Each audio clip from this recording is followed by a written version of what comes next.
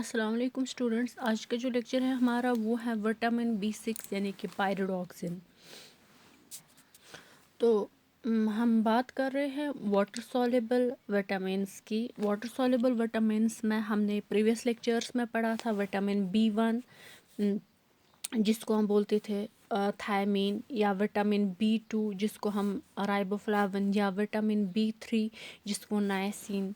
वो तीन भी वाटर सॉल्युबल विटामिन्स थे। और आज हम पढ़ते हैं विटामिन B6 जिसको हम पायरिडॉक्सिन बोलते हैं। ये भी एक वाटर सॉल्युबल विटामिन है जो हमारी बॉडी में ज़्यादा टाइम तक स्टोर नहीं रहता है। तो और वाटर सॉल्युबल विटामिन्स की ये भी क्वालिटी है कि ये रेडीली एब्जॉर्ब होते हैं स्मॉल इंटेस्टाइन से। ये भी एक बी कॉम्प्लेक्स ग्रुप के विटामिन्स में एक विटामिन आता है। जिस तरह से विटामिन B1, B2, B3 आते थे विटामिन बी कॉम्प्लेक्स के ग्रुप में, ऐसे ही पायरिडॉक्सिन भी विटामिन बी के कॉम्प्लेक्स में आता है। पायरिडॉक्सिन जो है इसमें 3 फॉर्म्स पाए जाते हैं। एक तो पायरिडॉक्सिन, पायरिडॉक्सोएमाइन, पायरिडॉक्सल। पायरिडॉक्सिन जो है इसमें पायरिडीन न्यूक्लियस प्रेजेंट होता है जिसमें 2 प्राइमरी अल्कोहलिक ग्रुप्स होते हैं और एक फिनोलिक हाइड्रोक्सिल ग्रुप प्रेजेंट होता है। पायरिडॉक्सिल जो है इसमें एल्डिहाइड ग्रुप होता है जो एक प्राइमरी अल्कोहलिक ग्रुप की जगह होता है, और पायरिडॉक्स एमाइन में प्राइमरी अमाइड साइड चेन पाई जाती हैं जो प्राइमरी अल्कोहलिक ग्रुप की जगह होता है। इसके बाद अगर हम पायरिडॉक्सिन के फूड सोर्सेज देखेंगे, क्योंकि न्यूट्रिशन में ज़्यादा फोकस फूड सोर्सेज पे ही है कि हमारी बॉडी में विटामिन B6 की डेफिशिएंसी नहीं रहनी चाहिए, उसके लिए हमें डेली बेसिस पे क्या लेने चाहिए जिससे हमारा RDA यानी कि रिकमेंडेड डाइटरी अलाउंस कंप्लीट हो जाएगा, फुलफिल हो जाएगा। रिचेस्ट सोर्स अगर देखेंगे विटामिन B6 का, वो है राइस पॉलिशिंग्स में, wheat bran, wheat germ, dried yeast और लेवर में सबसे ज़्यादा विटामिन B6 पाया जाता है। यानी कि पायरिडॉक्सिन या पायरिडॉक्सोएमाइन की आप बात कर ले या पायरिडॉक्सल की आप बात कर ले। इसके बाद सेकेंड गुड सोर्स जो है विटामिन B6 का है, B6 का उसमें आते हैं whole cereals, legumes, nuts, seeds, milk powder, meat, egg और लीफी वेजिटेबल्स। लीफी वेजिटेबल्स में आ सकता है स्पाइनिच, लिट्यूस वगैरह आ सकता है। इसके बाद नंबर थर्ड जो है फेयर सोर्सेज, मतलब लीस्ट अमाउंट में जो विटामिन B6 होता है किन फूड आइटम्स में होता है, माइलेट सीरियल्स में, वेजिटेबल्स में और फ्रूट्स में। इसके बाद जो रॉ फूड्स होते हैं, रॉ फूड्स में हर एक विटामिन जो है ज़्यादा पाया जाता है as comparison to cooked foods. लेकिन यहाँ पर चूँकि हम पायरिडॉक्सिन विटामिन B6 की बात करते हैं तो पायरिडॉक्सिन बी रॉ फूड्स में ज़्यादा प्रेजेंट होता है as comparison to cooked foods, क्योंकि ज्यूरिंग कुकिंग या ज्यूरिंग प्रिपरेशन जो होता है उस दौरान जो विटामिन B6 है वो कम हो जाता है, या तो रिड्यूस होता है या तो डिस्ट्रॉय हो जाता है। इसके बाद फूड प्रिपरेशन में या फूड स्टोरेज में या फूड मेथड्स वाले आइटम्स में, जैसे कि लॉन्ग स्टोरेज आता है या कैनिंग प्रोसेस आता है या रोस्टिंग आता है या स्टीव हम करते हैं मीट को, या फूड प्रोसेसिंग टेक्निक्स आते हैं, या जो हम अल्कोहल यूज़ करते हैं, ये सारी चीज़ें जो हैं ये विटामिन को लॉस करते हैं। यहाँ पर चूँकि विटामिन B6 की बात चल रही है, विटामिन B6 को ये कम करते हैं। फॉर एग्ज़ाम्पल अगर मीट में विटामिन B6 प्रेजेंट है 60%, तो जब हम इसको स्टीव करते हैं या कैन कर लेंगे या रोस्ट कर लेंगे या और कोई प्रोसेसिंग टेक्निक यूज़ कर लेंगे, इसमें 60 के बदले 30 या 40% रहती है। दैट मीन्स 20 to 30% इसमें लॉस हो जाता है। ऐसे ही जो इंसान अल्कोहल ड्रग्स वगैरह यूज़ करता है ज़्यादा, उसमें भी विटामिन B6 लॉस होते हैं बॉडी से, डिस्ट्रैक्ट होते हैं। पायरोडॉक्सिन जो है ये प्लांट फूड्स में भी पाए जाते हैं और एनिमल फूड्स में भी पाए जाते हैं। और इसका एब्जॉर्प्शन जो है कैसे होता है, ये विटामिन जो है ये ट्रांसपोर्ट होता है ब्लड में, प्लाज्मा में भी और रेड सेल्स में भी। विटामिन B6 जब हम डाइट के थ्रू लेते हैं 80% इसका हमारे मसल्स में प्रेजेंट होता है। इसके बाद जो एक्स्ट्रा, अगर हम RDA से ज़्यादा विटामिन B6 लेंगे पर डे बेसिस पे, तो एक्स्ट्रा विटामिन B6 जो है वो एक्सक्रीट होता है यूरिनरी पाथवे के थ्रू, मतलब यूरिन के साथ वो बाहर निकलता है, जो हमारी बॉडी में ज़्यादा टाइम तक रेस्टोर नहीं रह पाता है। इसके बाद अगर हम फंक्शंस की बात कर लेंगे, फंक्शंस में नंबर 1 है formation of amines. Vitamin B6 जो है इससे हमारी बॉडी में, मतलब हमारे बहुत सारे सेवरल एमाइंस बनते हैं जो फंक्शनल होते हैं हमारे नर्वस टिश्यूज़ में,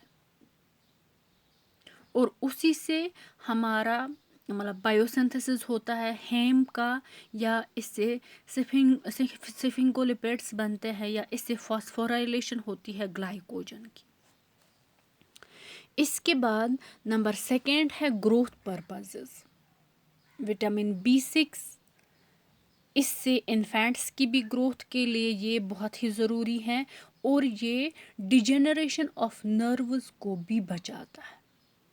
इसके बाद नेक्स्ट हम लेंगे कोएंजाइम एक्टिविटी। कोएंजाइम एक्टिविटी जो है इसके लिए लाइक जो ग्लूटामिक एसिड है वो ऑक्सैलो एसिटिक एसिड के साथ रिएक्ट होता है और बनाता है अल्फा कीटोग्लूटारिक एसिड, या एस्पेरेट देता है वो। ऐसे ही मतलब इसकी कोएंजाइम एक्टिविटी बॉडी में होती है विटामिन B6 की वजह से। नंबर नेक्स्ट है न्यूरो हार्मोन्स। न्यूरो हार्मोन्स मतलब हमारी बॉडी में न्यूरो हार्मोन्स जैसे कि सेरोटोनिन या अल्फा एमाइनो ब्यूट्रिक एसिड या एपिन्यूफ्रिक एसिड जो हैं, ये सब बनते हैं किसकी हेल्प से, विटामिन B6 की हेल्प से।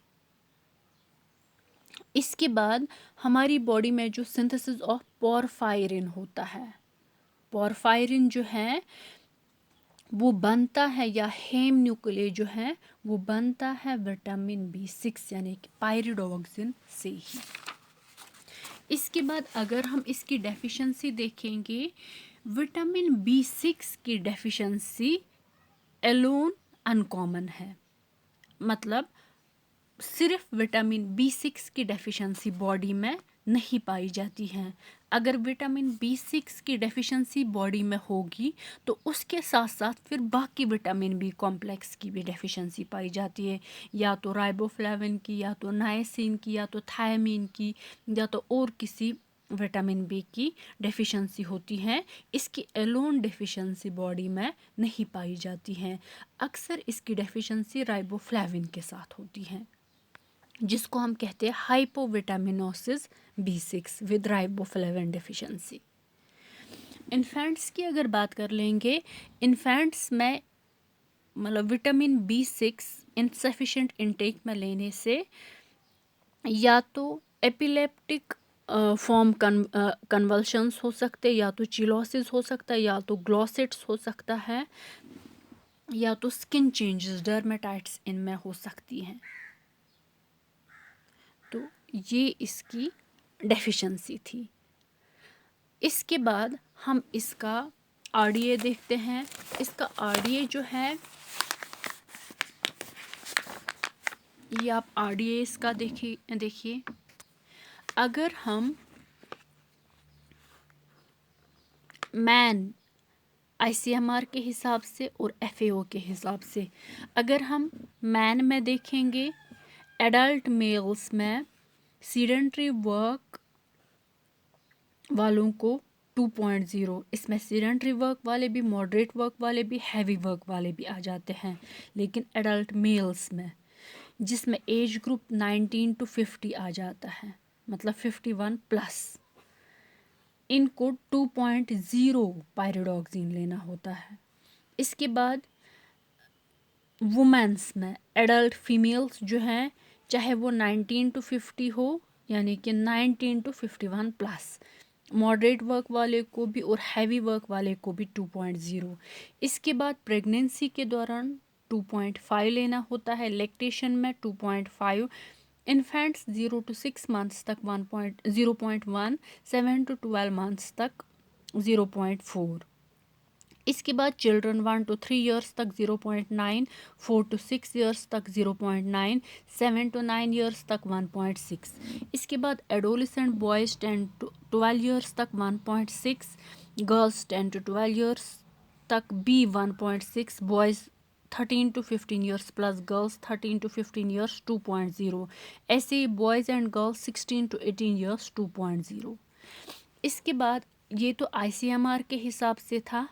अगर हम FAO या WHO के हिसाब से देखेंगे, recommended nutrient intake, adult males में 19 to 50 ईयर्स तक 1.3 और 51 प्लस में 1.7, एडल्ट फीमेल्स में 19 to 50 ईयर्स तक 1.3, 51 प्लस में 1.5, प्रेगनेंसी में 1.9, लैक्टेशन में 2.0, infants 0 to 6 months 0.1, 7 to 12 months तक 0.3, चिल्ड्रन 1 to 3 ईयर्स तक 0.5, 4 to 6 ईयर्स तक 0.6, 7 to 9 ईयर्स तक 1.0, एडोलिसेंट्स मेल्स 10 to 18 ईयर्स तक 1.2, फीमेल्स 10 to 18 ईयर्स तक 1.3।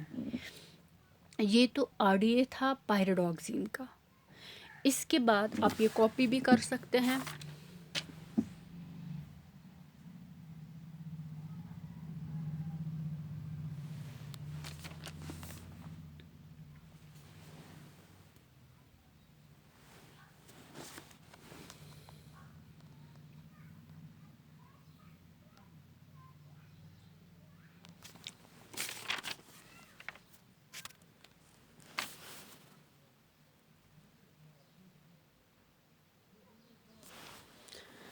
Thank you.